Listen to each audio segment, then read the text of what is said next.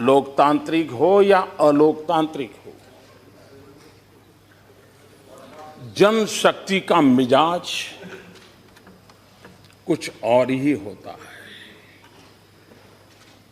कल हमारे मल्लिकार्जुन जी कह रहे थे कि कांग्रेस की कृपा है कि अब भी लोकतंत्र बचा है और आप प्रधानमंत्री बन पाए। वाह, क्या शेर सुनाया।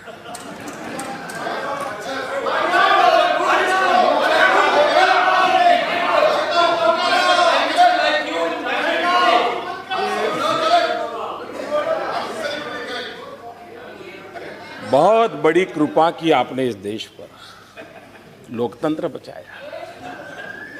कितने महान लोग हैं। लेकिन अध्यक्षा जी, उस पार्टी के लोकतंत्र को देश भली भांति जानता है। पूरा लोकतंत्र एक परिवार को आहूत कर दिया गया है।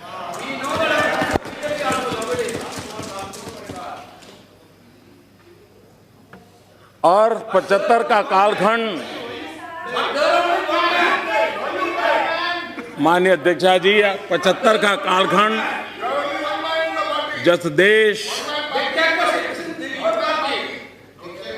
पर आपातकाल थोप दिया गया था, हिंदुस्तान को जेल खाना बना दिया गया था, देश के गणमान्य वरिष्ठ नेता जयप्रकाश बाबू समेत लाखों लोगों को जेल के सलाखों में बंद कर दिया गया था।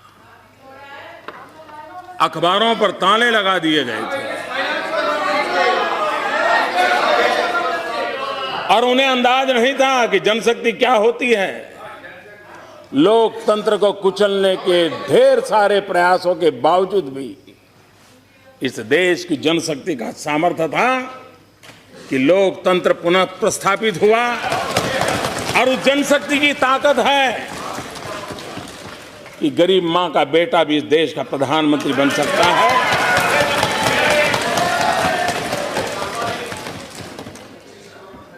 और इसलिए राष्ट्रपति जी ने जनशक्ति का उल्लेख करते हुए जो कहा है, चंपारण सत्याग्रह शताब्दी का वर्ष है। इतिहास सिर्फ किताबों की अटारी में पड़ा रहे तो समाज जीवन को प्रेरणा नहीं देता है। हर युग में इतिहास को जानने का, इतिहास को जीने का प्रयास आवश्यक होता है। उस समय हम थे या नहीं थे, हमारे कुत्ते भी थे या नहीं थे, औरों के कुत्ते हो सकते हैं।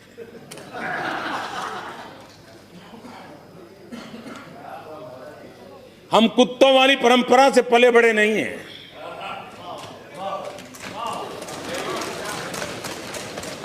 लेकिन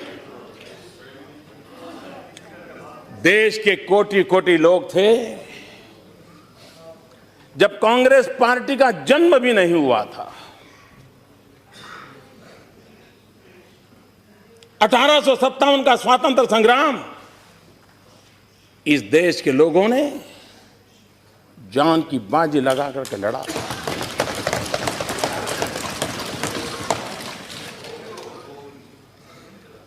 और सबने मिल करके लड़ा था।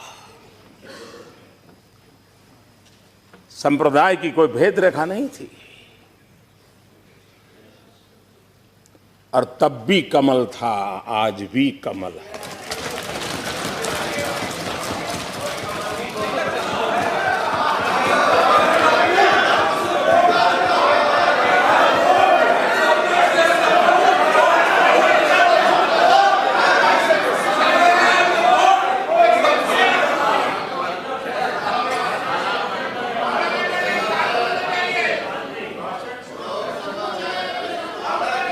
यहां बहुत ऐसे लोग हैं जो मेरी तरह आजादी के बाद पैदा हुए हैं और इसलिए हम में से बहुत लोग हैं जिनको आजादी के लड़ाई में सौभाग्य नहीं मिला, लेकिन देश के लिए जीने का तो सौभाग्य मिला है और हम जीने की कोशिश कर रहे हैं।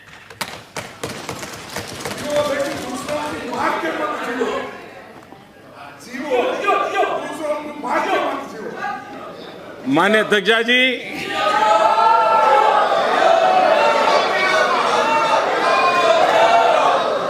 और इसलिए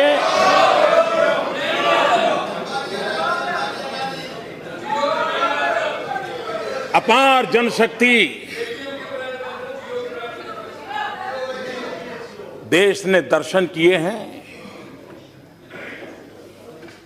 लाल बहादुर शास्त्री जी, उनकी अपनी गरिमा थी। युद्ध के दिन थे, हर हिंदुस्तानी के दिल में भारत विजय के भाव से भरा हुआ माहौल था। और उस समय जब लाल बहादुर शास्त्री जी ने कहा था, देश ने अन्न त्याग के लिए पहल की थी। सरकार बनने के बाद आज के राजनीतिक वातावरण को हम जानते हैं। ज्यादातर राज्य व्यवस्थाओं ने, राजनेताओं ने, राज्य सरकारों ने, केंद्र सरकारों ने जन सामर्थ्य को करीब करीब पहचानना छोड़ दिया है और लोकतंत्र के लिए सबसे बड़ा चिंता का विषय भी रहता है। मुझ जैसे एक सामान्य व्यक्ति ने बातों बातों में कह दिया था कि जो अफोर्ड कर सकते हैं वो गैस की सब्सिडी छोड़ दें। जब हम जनता से कट जाते हैं, जनमन से कट जाते हैं। 2014 में हम चुनाव लड़ रहे थे तो एक दल इस मुद्दे पर चुनाव लड़ रहा था कि 9 सिलेंडर देंगे कि 12 सिलेंडर देंगे। हमने आकर के 9 और 12 की चर्चा को कहां ले गए। हमने कहा जो अफोर्ड कर सकते हैं वो सब्सिडी छोड़ सकते हैं क्या? सिर्फ कहा था। इस देश के 1 करोड़ 20 लाख से ज्यादा लोग गैस सब्सिडी छोड़ने के लिए आगे आए। इस सरकार और वहां बैठे हुए लोगों के गर्व का विषय सीमित नहीं है। ये 125 करोड़ देशवासियों की शक्ति का परिचय है। और मैं इस सदन को प्रार्थना करता हूं, राष्ट्रपति जी के उद्बोधन के माध्यम से प्रार्थना करना चाहता हूं और देश के राजनीतिक जीवन में निर्णायक की अवस्था में बैठे हुए निर्णय प्रक्रिया के भागीदार सबको आह्वान करता हूं कि हम हमारे देश की जनशक्ति को पहचानें, उस सामर्थ्य को पहचानें। हम भारत को नई ऊंचाइयों पर ले जाने के लिए जन आंदोलन की अवधारणा लेते हुए एक सकारात्मक माहौल बना करके देश को आगे बढ़ाने की दिशा में काम कर रहे हैं। आप देखिए, पहले नहीं मिले, उससे ज्यादा परिणाम मिलेंगे और उसके कारण अनेक गुना ताकत बढ़ जाएगी, देश की बढ़ने वाली है। इसमें से कोई ऐसा नहीं है कि जो आने वाला कल बुरा देखना चाहता है। इसमें कोई ऐसा नहीं है जो हिंदुस्तान का बुरा चाहता है। हर कोई चाहता है गरीब का भला हो। हर कोई चाहता है गांव गरीब किसान को कुछ मिले। पहले भी किसी ने प्रयास नहीं किया, ऐसा कहने वालों में से मैं नहीं हूं। मैं इस सदन में बार बार कह चुका हूं, मैं लाल किले पर से बोल चुका हूं कि अब तक जितनी सरकारें आई, जितने प्रधानमंत्री आए, हर किसी का अपना अपना योगदान है। उस तरफ बैठे हुए लोगों से कभी सुनने को मिला नहीं है कि इस देश में कोई चाफेकर बंधु भी हुआ करते थे जिनकी शहादत थी आजादी में।